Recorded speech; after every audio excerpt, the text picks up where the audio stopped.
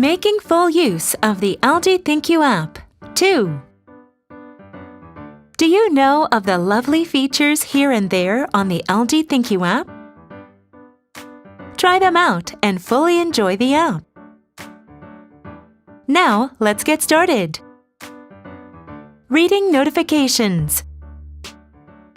Touch the bell icon at the top right of the home screen. The ThinQ app offers a variety of tailored information for each season and product, along with notifications. You can read the notifications you have yet to check and delete them if necessary. Changing the wallpaper.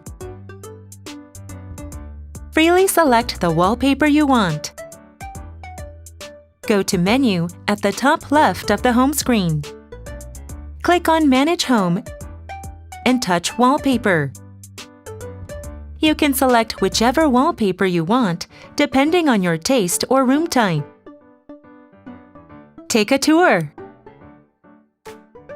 Learn about the ThinQ app conveniently. Without a need to add or buy products, you can learn how to make use of the products via Take a Tour. Enjoy the major features of the app, such as smart diagnosis and remote control. Enjoy your comfortable home life with LGThinQ.